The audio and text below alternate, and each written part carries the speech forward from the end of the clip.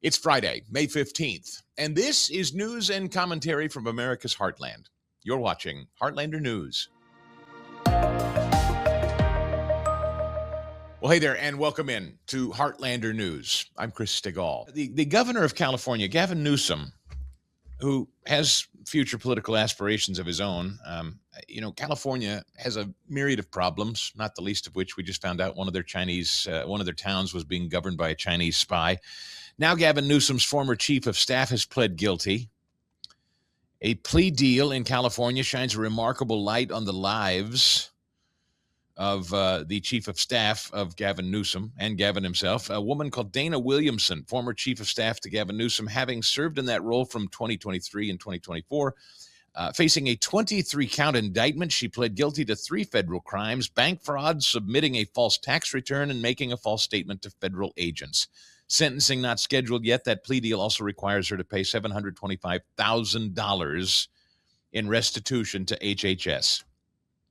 Williamson is the 3rd California political player to plead guilty to participating in a scheme to drain money from an unused campaign account that belonged to Javier Becerra, the Biden-era HHS secretary.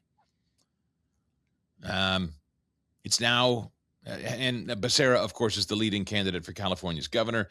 Becerra aide Sean McCluskey pled guilty to fraud charges last November, and Sacramento lobbyist Greg Campbell pled guilty to fraud charges in December. The scheme involved fake contracts for consulting work that wasn't actually performed, allowing the participants in the conspiracy to use the money to subsidize their comfortable lifestyles. In other words, theft of your taxpayer dollars. And, in the COVID era, that is certainly the case as well. We know whether it's the lies that were told about COVID, the money that was stolen, people were pardoned over the COVID era. And one interesting little bit that came out of James Comey, of all places. Give me number 78 here. James Comey was asked about the Biden era pardons. People that were pardoned right and left. And Dr. Fauci was one of them, as a matter of fact, if memory serves, right? Listen to what James Comey had to say about that. Did you ever think about asking President Biden for a preemptive pardon as Trump was coming back into office? Never. Do you think he would have given you one if you'd asked? I don't know. I wouldn't have accepted it. The Supreme Court said in 1914 that the acceptance of a pardon is an admission of guilt. It's what consoled Gerald Ford when he pardoned Richard Nixon. He carried a quote from the case in his wallet till the day he died, because it meant Nixon had admitted guilt. And so I'm not guilty. I am innocent, so I wouldn't be accepting any pardons. Do you think the people that Biden did preemptively pardon are guilty of crimes? Well, I'm just telling you what the Supreme Court said. By accepting a pardon, it's an admission of guilt. And so I hope they thought about it carefully. Well, okay. So here again, not that I'm a big James Comey enthusiast, but that's kind of an interesting statement. Everyone that accepted a pardon from Joe Biden, according to the Supreme Court, James Comey reminds us, have admitted their guilt. And then we see the laundry list of Democrats who stole your tax dollars tied directly to people running for governor or presently are governor in California. These people are as blatant and as brazen and unapologetic about their theft and their fraud and their scheming and their conniving as they've ever been. They're literally telling you who they are. And I do think the American people, by and large, are wise to it, which again is why, despite the weakness of Republicans, Democrats cannot really seem to get a foothold. I'm not looking past them this fall, don't misunderstand, but people always talk about the party in total control of all 3, House, Senate, and the presidency. That party always loses. It's only happened 3 times before that's not true. Well, we may be living history. I mean, if you didn't already get a sense of it over the last few years, we could be in some pretty volatile and historic times. And one of the traditions and norms that may well be broken this fall is the Republicans might, in spite of themselves, hang on. And that's because the Democrats have gotten that corrupt. One more on that front, a CIA whistleblower in number 83 here, Aaron. His name is James Erdman, testifying on the cover-up of COVID origins. If you've been watching this show, you know how I feel about that. COVID is one of those things, and I think with this hantavirus business, there would be nothing Democrats would love more than to get the country whipped up about another virus again. Always important to remember that era. Always important to talk about the scheming and the conniving of that era. Here's James Erdman testifying about that era, a CIA whistleblower. Public health policy would have been very different had the American public been made aware that a virus from a lab in China was going to serve as the foundation for an emergency use authorization mRNA products being mandated by the former administration. Dr. Fauci's role in the cover-up was intentional. Dr. Fauci influenced the analytical process and findings by leveraging his position to ensure the IC consulted with a conflicted list of curated subject matter experts, public health officials, and scientists. This included some of the authors of the paper, The Proximal Origin of SARS-CoV-2, and other public health experts who have been in his orbit for the last 20 plus years. Public health policy. So, if we go by James Comey's standard there, we know that Dr. Fauci was offered a pardon and accepted it, I believe. I need to check. I think I'm right on that. I'm trying to remember all the flurry of pardons. There was discussion about whether Fauci was offered one or not. I think he was. I'll stand corrected if I'm wrong, but my memory serves that he was. But anyway, nevertheless, you just heard the CIA whistleblower. And if we apply James Comey's, in fact, it might be worth hearing that again. Give me that again, Aaron, number 78. I enjoyed that, even though it came from Comey, who's his own kind of scumbag and duplicitous liar. It is good to hear him remind us all of what accepting a pardon means. Did you ever think about asking President Biden for a preemptive pardon as Trump was coming back into office? Never. Do you think he would have given you one if you'd asked? I don't know. I wouldn't have accepted it. The Supreme Court said in 1914 that the acceptance of a pardon is an admission of guilt. It's what consoled Gerald Ford when he pardoned Richard Nixon. He carried a quote from the case in his wallet till the day he died because it meant Nixon had admitted guilt. And so I'm not guilty. I am innocent, so I wouldn't be accepting any pardons. Do you think the people that Biden did preemptively pardon are guilty of crimes? Well, I'm just telling you what the Supreme Court said. By accepting a pardon, it's an admission of guilt. And so I hope they thought about it carefully. And yes, the Crackerjack staff here on the Heartlander just informed me that I was correct. Fauci was issued a pardon by Joe Biden and accepted a pardon by Joe Biden. So given the testimony from the CIA whistleblower, Mr. Erdman, guilt.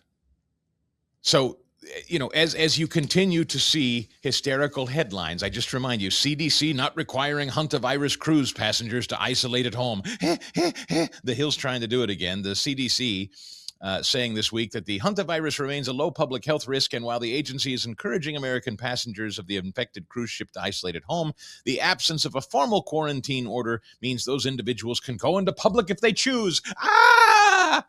You're supposed to be terrified. They are going to continue to try to scare you using viruses to control you. They just will, because they saw how brilliantly it worked. And I just remind you that the architects of that era were issued and accepted pardons, which James Comey, the former FBI director, reminds us all means they basically admit they need a pardon because they broke the law. So let us always remind ourselves, and I'm sorry if I annoy you with this, let us always remind ourselves that the architects of COVID and that hysterical era through which we lived actually received and accepted pardons. Pardons. A doctor, a guy that's supposed to oversee public health, accepted a pardon. Let that sink in. And let that always be the guiding principle in the way we make decisions as a country about any kind of illness or virus or medications issued en masse going forward. Take a breath. Everybody stay calm and don't let the media whip you up about it. Some other issues in the news this week. Schools are using copyright laws to deny parents access to intrusive surveys, and one mom wants to stop it. This is from the file of the public schools out there trying to corrupt your children. And while we've known that, and the Department of Education Secretary Linda McMahon is trying to basically put herself out of a job, she said the Trump administration has basically been taking a hatchet to the Department of Education. That's a good thing. It's only a, 51-year-old department in the federal government. Get rid of it.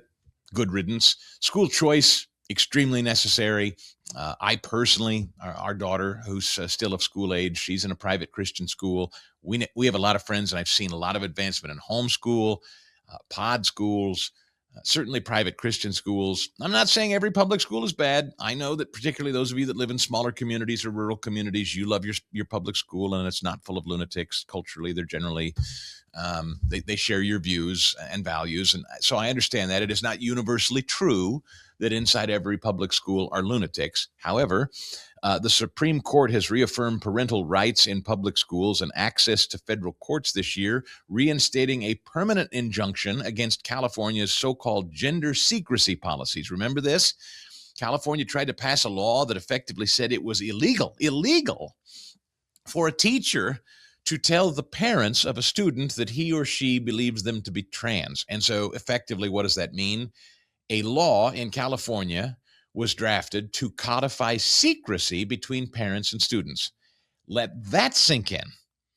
Here's another thing the left has tried to engineer and makes them so dangerous. They're trying to take the most vulnerable in our midst, our most precious cargo, our kids, and they're trying to make laws that effectively enshrine secrecy between people that are not their parents and your children. Now, once upon a time, I suspect you and I, and maybe you raised your children. I was raised, you don't talk to strangers. You don't take candy from strangers. Hey, little kid, you want some candy? Get in the back of the van, all that stuff. Today, Democrats are actually trying to pass laws to encourage it and make it illegal to stop it. Effectively, and the Supreme Court, to Just the News's point here, overruled that. Now there's a Kentucky mom asking the high court to resolve a related jurisdictional issue that could not only gut the right to know what their children are experiencing in public schools, but give all public school entities a convenient path to deny public records requests. And I'm not going to get into all the minutia of this, but bottom line, a lot of public school kids, particularly in larger cities and suburbs, are getting these school surveys. Jefferson County Public Schools in Kentucky claimed education publisher Pearson could sue the district for copyright infringement if it fulfilled the Open Records Act, a request for the Pearson-owned survey that was given to school kids. So these surveys, these outside institutions, school districts partner with them. They come in and they give questions to your students. It's about sexuality. It's about drug use. It's about, a lot of personal stuff. It's kind of, it injects a lot of subversive stuff in the survey questions. And isn't this clever?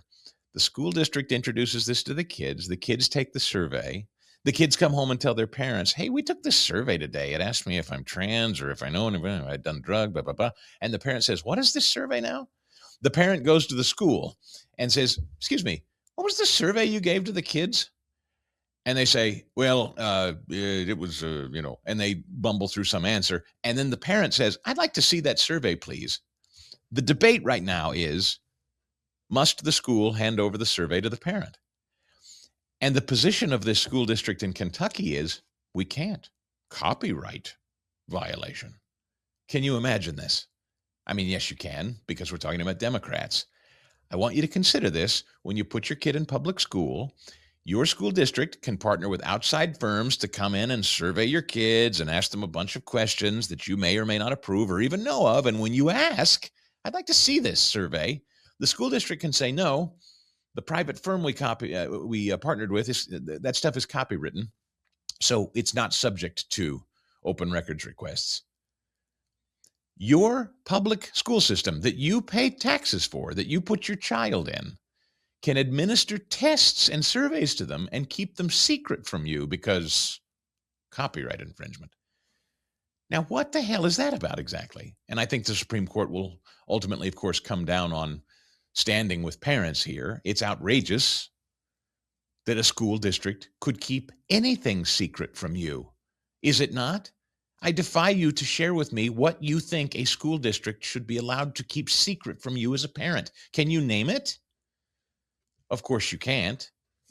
Again, if you're sane, and this is the agenda of the American left, they would love nothing more than to not only destroy the family, but drive a wedge between existent families, cordon kids off from their parents, and subversively try to mold them into their next generation of winged monkeys and foot soldiers for their progressive politics. So, boy, keep a sharp eye, folks. Stay steely-spined and watch. You may say, hey, I love my school. We don't have nuts in my school. I hope not. I hope for your kids' sake and your family's sake, you're handing your kids off for hours a day unsupervised to good hands and good people who just want to teach them the basics. I hope that's true. But then one day your kid comes home and says, we got a survey today in school, and you want to look at it, and they say, nope, can't. Sorry, copywritten. Just be careful, parents, be careful. Meanwhile, more theft of taxpayer money related to education. The Trump administration has blocked $60 million in fraudulent student loan applications since launching a new risk assessment tool last month. The Department of Ed launching a April 26th screening on federal student aid applicants for fraud. And since the tool was launched just 2 weeks ago, the application found 300,000 fraudulent applications that amounted to $60 million in fraudulent student loans. We're using the best in class technology, and we've been able to stop a lot of those fraudulent activities. This is something that continues to confound me, and I would like more answers to. With the technology and all the advancements in AI, we're having these huge debates in this country about AI and the AI race. We went through Doge with Elon Musk for a brief time. Brilliant stuff. Why can you not expose the fraud? Why can you not turn technology on the bloat, the fraud, the waste, the theft of taxpayer dollars in Washington, D.C.? I don't know. It sounds like the Department of Ed is doing it. I want to know why you can't do that to the entirety of the federal budget. Anyway, something to pay attention to. Meanwhile, student loan debt. Interestingly, while student loans are being stolen to the tune of $60 billion, 2/3 of Gen Z borrowers have pushed off one or more of life milestones because of their student loan debt. Student loan debt has now topped $1 trillion, as you may know, and is central to Americans' affordability pains, now coupled with the possibility of wage garnishment for those in default after pandemic-era pauses ended last year. That debt burden has led more than half of borrowers to delay life events. Gen Z was most likely to say they'd put off at least one life event before their student loan debt. Nearly 1/3 of baby boomers said they delayed milestones due to student loan debt. Saving for retirement and going back to school were the most commonly delayed life events. So those that aren't stealing student loans, those of you who are taking it for legitimate purposes, make sure you're going to go out there and have an earnings potential worth those student loans. Saddling yourself with student loans and just going off to a four-year institution just because that's what you're supposed to do. If you don't know what you want to do with that, I would strongly consider the math on it, because saddling yourself with a bunch of debt for a worthless degree that really doesn't amount to much and doesn't earn you back the money you've gone into debt to spend to get that degree, the math doesn't math. There are plenty of jobs out there that don't need college degrees. In fact, there are six-figure salaries awaiting people by the thousands, wide open. I hear from people all the time in trade schools, from welders to plumbers to electricians, and on and on. The need is great. People tell me that younger people don't really want to work that hard. Those are physical jobs, and young people don't want to do them. But they're six-figure salaries, and I'm talking about while training, during apprenticeships. Never mind what you make once you're fully trained and become a full-time member of those trades. You're making unbelievable money. I heard from a woman, she's in her late 20s. She went into welding, traveled the country. She's making over $300,000 a year traveling, doing very specific welding jobs. Now, again, I know that's physical work, and maybe you say, well, I don't really want to do that physical, but I mean, I don't know. I'd have to reconsider my life's choices if somebody waved $300K in front of me, if I didn't know what I wanted to do with myself, versus taking on student loan debt to sit around, amass all this debt, and have no degree really worth a damn once I've graduated. Meanwhile, many Americans think Trump's assassination, the assassination attempts on Trump were fake. About 1 in 4 Americans think the April shooting at the White House Correspondents' Dinner was staged. Roughly 1 in 3 Democrat respondents say they believe the event was staged. 1 in 8 Republicans believe that to be true. Respondents between the ages of 18 and 29 were also more likely than older people to think the incident was staged. That is a huge issue, too, with young people. They believe nothing. Because our institutions are so corrupt, because they have been lied to for so long, that is pretty much grist for the mill with young people in this country. It's pretty demoralizing, actually. Young people don't believe anything that's in front of them. Whatever they're told, whatever they read, whatever they see, they don't take it at face value, nor should they necessarily. But I mean, when a gunman opens fire at a dinner, they still refuse to believe it. And frankly, there's a cottage industry online that's constantly telling them that what they see isn't real. And right around the corner is the real truth. I've been covering that and writing about that for quite a while at my own newsletter, as a matter of fact. Revelation addiction is what I call it. It's kind of like the modern technological version of what used to be the 80s soap operas, Days of Our Lives and The Young and the Restless. You know, somebody gets shoved down the stairs. Did they die? Did they live? Find out next time.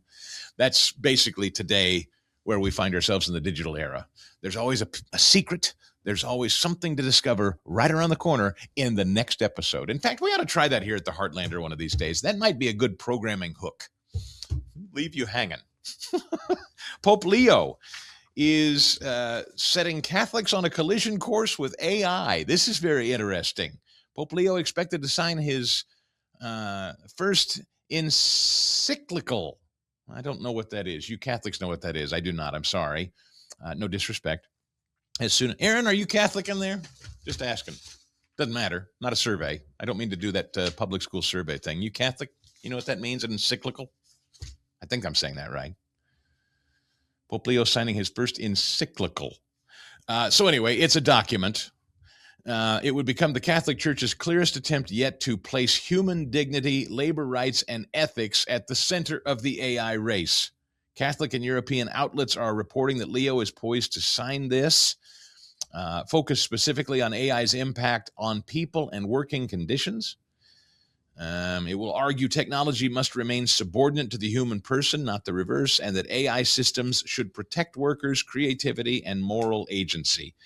This is a big one. It's a big issue. I don't know where it goes. I wish I were smart enough to know where it goes.